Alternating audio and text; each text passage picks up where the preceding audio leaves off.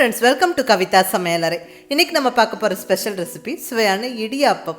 ஒரு instant tiffin வெரைட்டிங்க இது. டக்குன்னு ஈஸியா பிளான் பண்ணி குயிக்கா செஞ்சிரலாம். ரொம்ப அருமையா இருக்கும். நல்ல இந்த இடியாப்பத்தை நம்ம நூல்புட்டு நூலாப்பம்னு சொல்லுவோம். அதாவது நம்ம இடியாப்பம் புளியும் போது நல்லா நீளமா கட்டாகாம நூல் மாதிரி வரணும். நல்லா ஆவியில வேக வச்சு எடுக்கும்போது அப்படி பஞ்சு மாதிரி பூ மாதிரி இருக்கணும். பர்ஃபெக்டான இடியாப்பம் மோஸ்ட்லி எல்லாருக்குமே ரொம்ப பிடிக்கும்.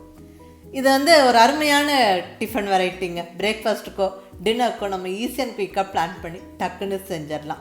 அதுவும் நல்லா ஆவியில் வேக வச்சு செய்கிறோம். ஸோ ஸ்டீம்டு ஃபுட்டு ஹெல்த்துக்கும் ரொம்ப நல்லது. குழந்தைங்க பெரியவங்க விரும்பி சாப்பிடுவாங்க. மோஸ்ட்லி எல்லாருக்கும் ரொம்ப பிடிச்ச இந்த இடியாப்பத்துக்கு சைட் டிஷ்ன்னு பார்த்திங்கன்னா தேங்காய் பால், சர்க்கரை ஏலக்காய் பொடி சேர்த்த தேங்காய் பால் அட்டகாசமாக இருக்கும். தேங்காய் பாலோட காய்கறிகள் சேர்த்து செய்கிற ஸ்டூ ரொம்ப ரொம்ப நல்லாயிருக்கும். கடலைக்கறி, குருமா, மட்டன் குழம்பு, சிக்கன் குழம்பு, பாயா இதெல்லாம் ஒரு பெஸ்ட்டு காம்பினேஷன்ஸாக இருக்குங்க. ஸோ இந்த ரெசிபீஸ் எல்லாம் ஏற்கனவே ஒரு சிலதை அப்லோட் பண்ணியிருக்கிறேன். கீழே டிஸ்கிரிப்ஷனில் லிங்க் கொடுத்துருக்குறேன், வேணுங்கிறவங்க பார்த்துக்கோங்க. இப்போ அருமையான இடியாப்பம் நல்ல பஞ்சு மாதிரி பூ மாதிரி எப்படி பண்ணுறதுன்னு பார்க்கலாம் வாங்க.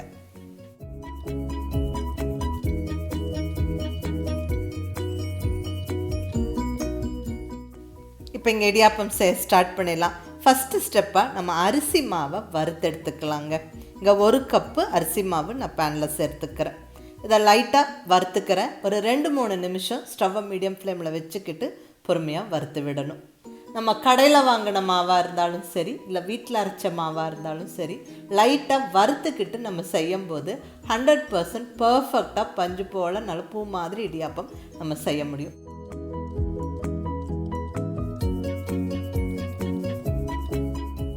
மாவு நல்லா சூடாகிடுச்சு. இப்போ ஸ்டவ் ஆஃப் பண்ணி நம்ம எடுத்து வச்சிடலாம். அடுத்தது நம்ம மாவை தண்ணி விட்டு கிளறி எடுத்துக்கலாங்க. நல்லா ஒரு அடிகனமான கடாய் இல்லைன்னா நல்லா ஒரு நான்ஸ்டிக் கடாய் வச்சுருங்க. இதில் 1 கப்பு மாவுக்கு 1.5 கப் அளவுக்கு தண்ணி விட்டுக்கிறேன். மாவோட ட்ரைனஸை பொறுத்து நம்மளுக்கு தண்ணியோட அளவு மாறுபடலாம். பட் என்னை பொறுத்த வரைக்கும் 1 கப்பு மாவுக்கு 1.5 கப்பு தண்ணி விட்டு நம்ம கிளறி எடுத்துக்கிட்டால் தான் மாவு சாஃப்டாக இருக்கும். நம்ம இடியாப்பம் பிழியறப்ப நம்மளுக்கு டைட்டாக இல்லாமல் ஈஸியாக இருக்கும். ஸோ 1க்கு 1.5 கரெக்டான அளவு.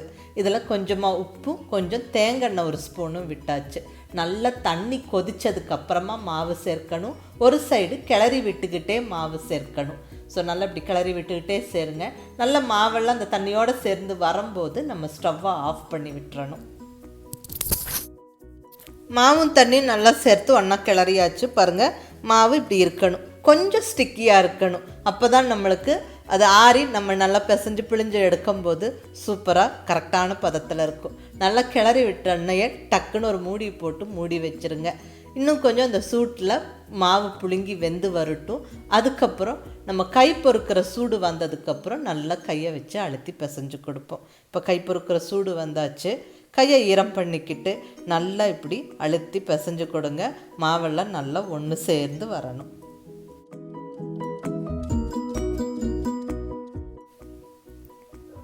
பாருங்கள், இந்த மாதிரி நல்லா சாஃப்டாக எல்லா மாவும் ஒன்று சேர்த்து பிசைஞ்சு கொடுங்க. கை கொட்டாமல் கரெக்டான பதத்தில் இருக்குது. மாவு சாஃப்டாகவும் இருக்குது, நல்லா கரெக்டாக பதத்தில் இருக்குது. ஸோ மாவு நம்மளுக்கு ஜம்முன்னு ரெடி ஆகிடுச்சு. இப்போ நம்ம இடியாப்ப தட்டை ரெடி பண்ணிடலாங்க. இந்த மாதிரி இடியாப்ப தட்டுகள்லையும் நம்ம இடியாப்பம் பிழிஞ்சு வேக வைக்கலாம். அப்படி இடியாப்ப தட்டு இல்லைன்னா இட்லி பாத்திரத்தில் இருக்கிற இட்லி தட்டில் இந்த சின்ன சின்ன குழிகளில் நம்ம சின்ன சின்ன இடியாப்பமாகவும் செஞ்செடுக்கலாம். ஸோ அதெல்லாம் நம்ம விருப்பம். நான் இங்கே இடியாப்ப தட்டில் பிழிய போகிறேன். ஸோ ஃபஸ்ட்டு இந்த தட்டில் கொஞ்சமாக எண்ணெய் தடவி விட்டுக்கலாம். நம்மளுக்கு இடியாப்பம் வெந்து முடித்து திருப்பி எடுக்கும்போது ஒட்டாமல் அழகாக வரும். மோஸ்ட்லி ஒட்டாது, பட் இருந்தாலும் கொஞ்சமாக நம்ம எண்ணெய் தடவிக்கிட்டால் பெட்டர் ஆச்சு. அடுத்தது மாவு நம்ம நல்லா உருட்டி எடுத்து அந்த இடியாப்ப குழலில் போட்டு நம்ம பிழிஞ்சு எடுக்க வேண்டியது தான். நான் இங்கே யூஸ் பண்ணுறது அந்த ஸ்ப்ரிங் மாடல் இடியாப்பம் குழல். நல்லா அந்த குழல் உள்ளேயும் நல்லா நம்ம எண்ணெய் தடவிக்கிட்டால் ஈஸியாக ஸ்மூத்தாக நம்ம பிழிஞ்சு எடுத்துக்கலாம். ஸோ இங்கே உள்ள தடவியாச்சு. இப்போ மாவை சேர்த்து விட்டுறலாங்க. நல்லா இப்படி உருட்டி மாவு உள்ள அழுத்தி விட்டுறலாம். மாவு போட்டாச்சு. இப்போ மூடியை போட்டுடலாம்.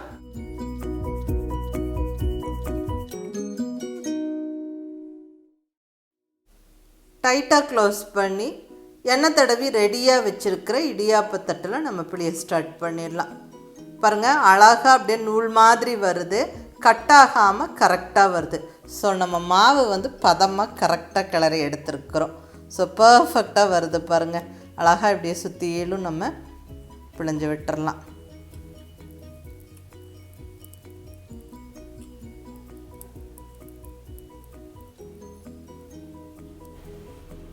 அவ்வளோதாங்க, நம்ம கையை வச்சு கட் பண்ணுற வரைக்கும் அப்படியே கட்டாகாமல் வந்துருச்சு.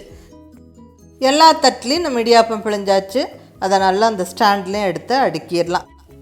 இந்த மாதிரி இடியாப்பத்தட்டில் தான் இடியாப்பம் பிழிஞ்சு வைக்கணும்னு அவசியம் இல்லைங்க. இந்த மாதிரி இடியாப்பத்தட்டெல்லாம் இல்லாதவங்க இட்லி பாத்திரத்தில் இருக்கிற இட்லி தட்டுலேயும் நம்ம சின்ன சின்ன இடியாப்பமாக பிழிஞ்சு எடுத்து வேக வைக்கலாம். இப்போ இங்கே ஆல்ரெடி இட்லி பாத்திரத்தில் தண்ணி விட்டு நல்லா கொதிக்கிறக்கு வச்சுருக்கிறேன். ஸோ இப்படி நல்லா தண்ணி கொதித்ததுக்கப்புறமா நம்ம ரெடியாக வச்சுருக்கிற இடியாப்பத்தட்டுகளை உள்ளே வச்சு அந்த லிட்டை போட்டு விட்டு நல்லா ஒரு 8 to 10 நிமிஷம் வேக விட்டு எடுத்துடலாங்க. ஸோ இருக்கட்டும். 10 நிமிஷம் கழித்து ஓப்பன் பண்ணுறேன். வாவ், பர்ஃபெக்டாக இடியாப்பம் ரெடி ஆயிடுச்சுங்க.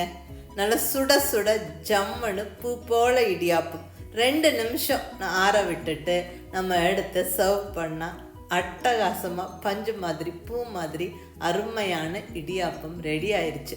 ரொம்ப ஒரு சிம்பிளான ரெசிபிங்க. அரிசி மாவு இருந்தால் டக்குன்னு ஈஸியாக பிளான் பண்ணி நம்ம குயிக்காக செஞ்சிடலாம். கரெக்டாக பதமாக அந்த மாவு மட்டும் கிளறி எடுத்துக்கிட்டால் பர்ஃபெக்டாக வரும். இன்றைக்கி இந்த இடியாப்பமோட உருளைக்கிழங்கும் தேங்காய்ப்பாலும் சேர்த்துன ஸ்டூ செஞ்சுருக்கிறேன். கூடவே நல்ல தேங்காய்ப்பாலில் சர்க்கரையும் ஏலக்காவும் போட்டு தேங்காய்ப்பாலும் ரெடி பண்ணியாச்சு. ஸோ இது ரெண்டும் பர்ஃபெக்டான காம்பினேஷன். இது மட்டும் இல்லைங்க, சிம்பிள் அண்ட் ஈஸியாக செய்யக்கூடிய தக்காளி குருமா, கடலைக்கறி, மட்டன் குழம்பு, சிக்கன் குழம்பு, பாயா இதெல்லாமே ரொம்ப நல்லாயிருக்கும். இதில் ஒரு சில ரெசிபிஸ் எல்லாம் ஏற்கனவே நான் அப்லோட் பண்ணிட்டேன். கீழே டிஸ்கிரிப்ஷனில் லிங்க்கு கொடுத்துருக்குறேன். வேணுங்கிறவங்க போய் பார்த்துக்கோங்க. அவ்வளோதாங்க, சுவையான இடியாப்பம் ஜம்முன்னு குயிக் அண்ட் ஈஸியாக செஞ்சாச்சு. நீங்களும் இதே மாதிரி ட்ரை பண்ணி பாருங்கள், பர்ஃபெக்டாக வரும். ட்ரை பண்ணி பார்த்துட்டு எப்படி இருந்துச்சுன்னு உங்கள் ஃபீட்பேக் சொல்லுங்கள்.